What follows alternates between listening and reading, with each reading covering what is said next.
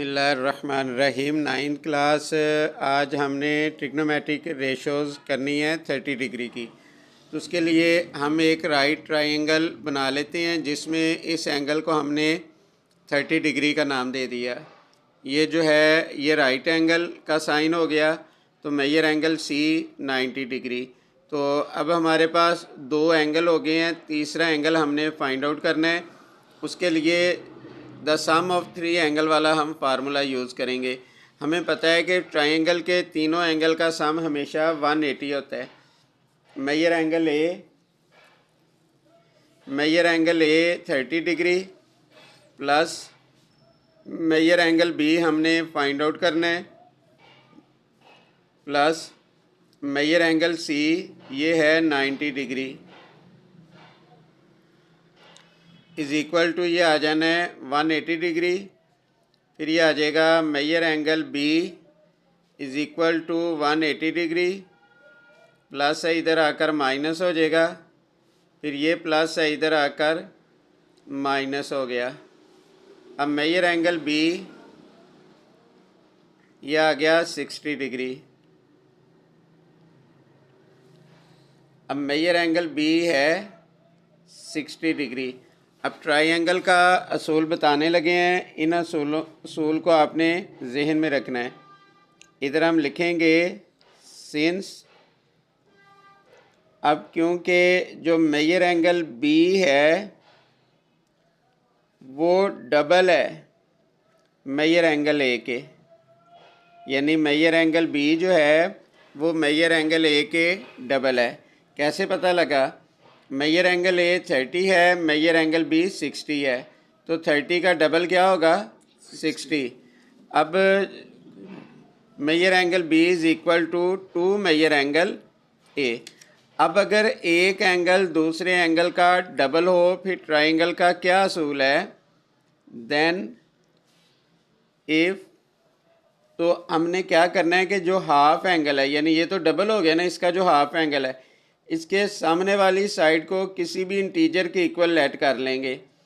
हम इसको 1 के इक्वल लेट कर लेते हैं, तो जो हाइपोटेनियस होगा वो जो हमने लेट किया होगा उसका डबल होगा।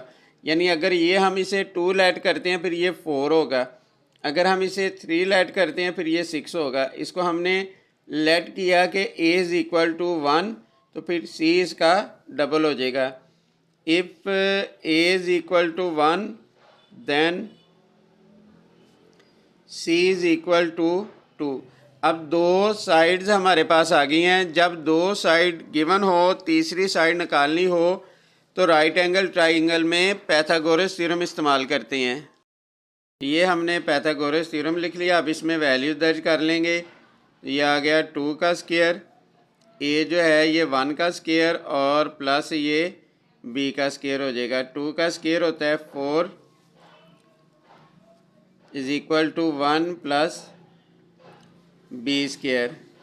4 प्लस 1 है, इधर आकर -1 हो जाएगा, और b square is equal to 4 में से 1 गया 3, दोनों तरफ स्क्वायर रूट ले लें, b की वैल्यू आ जाएगी स्क्वायर रूट ऑफ 3। तो b की वैल्यू हमारे पास आई स्क्वायर रूट ऑफ 3। अब सारी हम ट्रिग्नोमेट्रिक रेशोज़ फाइंड आउट कर लेंगे।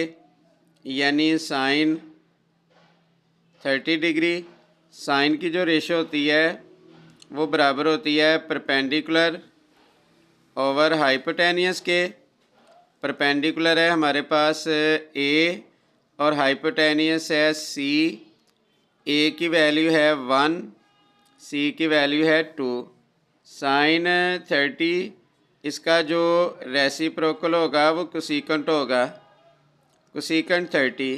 ये 1/2 है, 1/2 का रेसिप्रोकल क्या हो जाएगा? 2। अब उसके बाद हम काज की वैल्यू देखेंगे। काज 30 डिग्री, काज ये बराबर होता है बेस ओवर हाइपोटेनियस। बेस की वैल्यू है b, हाइपोटेनियस की वैल्यू है c। b ये हुआ स्क्वायर रूट ऑफ 3 और c की वैल्यू 2।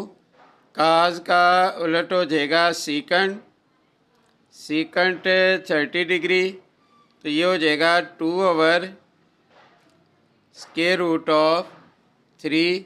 तो ये सीकेंट 30 डिग्री की वैल्यू आ गई।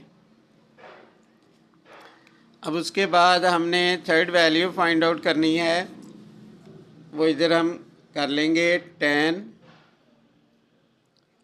30 डिग्री। तो tan की वैल्यू होती है वो बराबर होती है परपेंडिकुलर ओवर बेस। तो परपेंडिकुलर की वैल्यू है a, बेस की वैल्यू है b, तो tan 30 डिग्री, a की वैल्यू है 1 और b की वैल्यू है √3। तो इसका मतलब ये हुआ कि tan 30 की जो वैल्यू होती है वो बराबर होती है 1/√3, और फिर cot 30 डिग्री वो इसका रेसिप्रोकल हो जाएगा, ये आ जाएगा √3/1, यानी कि ये आ गई √3। अब आपने इन वैल्यूज़ को याद रखना है। sin 30 की वैल्यू है 1/2, कोसेकेंट 30 इसकी वैल्यू है 2, cos 30 इसकी वैल्यू होती है √3/2 और सेकेंट 30 इसकी वैल्यू 2/√3, और tan 30 इसकी वैल्यू होती है 1/√3 और cot 30 इसकी वैल्यू √3 हो जाएगी। अब इसके बाद हमने ट्रिग्नोमेट्रिक रेशोज़ करनी है 60 की, बिल्कुल वैसे ही है जैसे हमने 30 का किया था। ये हमने इसका थर्ड एंगल फाइंड आउट कर लिया 30। पिछले टाइम में था कि बी ए का डबल, अब ए बी का डबल है। देखिए मेजर एंगल ए जो मेजर एंगल बी का डबल है, तो जो हाफ एंगल है इसके सामने कोई भी नंबर हम लेट कर लेंगे साइड का। हमने 1 कर लिया तो हाइपोटेनियस होगा, फिर इस 1 का डबल होगा। तो फिर थर्ड साइड हमने फाइंड आउट कर ली, ये पाइथागोरस थ्योरम अप्लाई करके हमने थर्ड साइड निकाल ली। अब सारी हम ट्रिग्नोमेट्रिक रेशोज़ फाइंड आउट कर लेंगे। हमने इसकी ट्रिग्नोमेट्रिक रेशोज़ 60 की सारी फाइंड आउट कर ली।